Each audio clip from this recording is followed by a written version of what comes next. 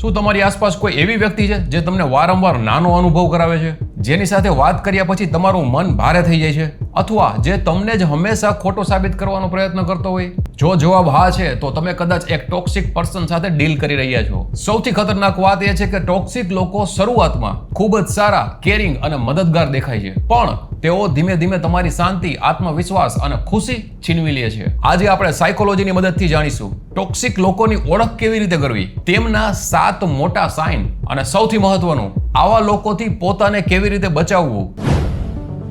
Chapter 1, તેઓ હંમેશા તમને ગિલ્ટ ફીલ કરાવે છે. સાયકોલોજી કહે છે કે ટોક્સિક લોકો ઘણી વખત ગિલ્ટ મેન્યુપ્યુલેશનનો ઉપયોગ કરે છે. તે એવું ઘણીવાર કહેશે, મેં તારા માટે આટલું બધું કર્યું અને તું મારા માટે આટલું પણ નથી કરી શકતો, તારી કારણે જ મારી જિંદગી ખરાબ થઈ ગઈ. તેઓ પોતાની જવાબદારી તમારી માથે મૂકી દે છે. યાદ રાખજો, દરેક વાત માટે તમે જવાબદાર નથી. જો કોઈ વ્યક્તિ તમને દરેક વખતે ગિલ્ટ ફીલ કરાવે તો તે એક રેડ ફ્લેગ છે.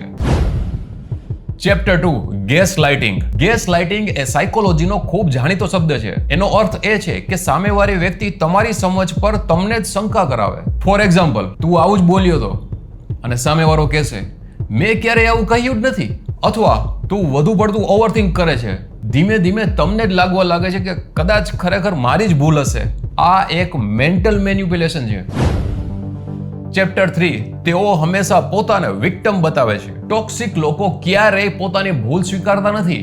દરેક સમસ્યાઓમાં તેઓ વિક્ટિમ બની જાય છે. જો ઓફિસમાં સમસ્યા હોય તો બોસ ખરાબ, જો ઘરમાં સમસ્યા હોય તો પરિવાર ખરાબ, જો મિત્ર દૂર થઈ જાય તો મિત્ર ખરાબ, પણ પોતાનું રિફ્લેક્શન ક્યારેય નથી કરતા.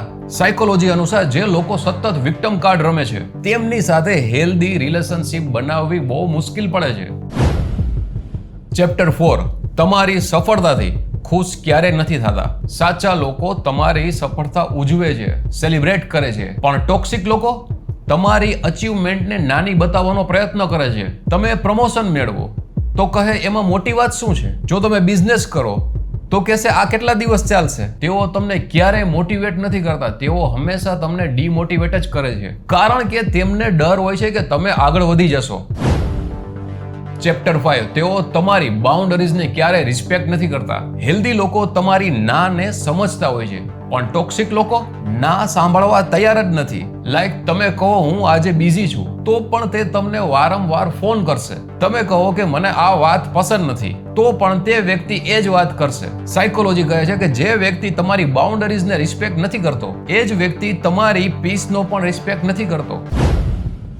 ચેપ્ટર 6, ટોક્સિક લોકો હંમેશા તમને કંટ્રોલ કરવા માંગે છે. ટોક્સિક લોકો ઘણી વખત કંટ્રોલ ફ્રીક હોય છે. તમે કોની સાથે વાત કરો છો, ક્યાં જાઓ છો, શું કરો છો, શું પહેરો છો, શું ડિસિઝન લ્યો છો, આ દરેક વસ્તુ પર તે કંટ્રોલ કરવા માંગે છે. શરૂઆતમાં દરેક વ્યક્તિને આ બધી વાતો કેર લાગે છે, પણ પછી સમજાય છે કે આ કેર નથી, કંટ્રોલ છે. હેલ્ધી રિલેશનશિપમાં ફ્રીડમ હોય છે, ટોક્સિક રિલેશનશિપમાં ફિયર જ હોય છે. ચેપ્ટર 7, તેમની સાથે રહ્યા પછી તમારી એનર્જી ખતમ થઈ જાય છે. એક સરળ ટેસ્ટ, કોઈ વ્યક્તિ સાથે 1 કલાક પસાર કર્યા પછી તમને કેવું લાગે છે? જો તમે હંમેશા થાકેલા, કન્ફ્યુઝ, ચિંતિત અથવા ઇમોશનલ ડ્રેન્ડ અનુભવો તો ખાસ ધ્યાન આપવાની જરૂર છે. સાયકોલોજી અનુસાર આપણું બ્રેન હંમેશા સતત નેગેટિવ એનર્જીને ઓબ્ઝર્વ કરે છે, એટલે જ ટોક્સિક લોકો સાથે વધારે પડતું રહેવું આપણી જ મેન્ટલ હેલ્થ માટે નુકસાનકારક બની જાય છે. મિત્ર, યાદ રાખજો, દરેક નેગેટિવ વ્યક્તિ ટોક્સિક નથી, અને દરેક મતભેદ ખરાબ રિલેશનશિપની નિશાની નથી. પણ જો કોઈ વ્યક્તિ તમને વારંવાર મેન્યુપ્યુલેટ કરે, તમારો આત્મવિશ્વાસ તોડી નાખે, તમારી બાઉન્ડરીઝને રિસ્પેક્ટ ના કરે અને તમારી શાંતિ છીનવી લે, તો સમય આવી ગયો છે કે તમે તે વ્યક્તિથી ડિસ્ટન્સ બનાવો, કારણ કે મેન્ટલ પીસ કોઈ પણ રિલેશનશિપ કરતા વધારે કિંમતી છે.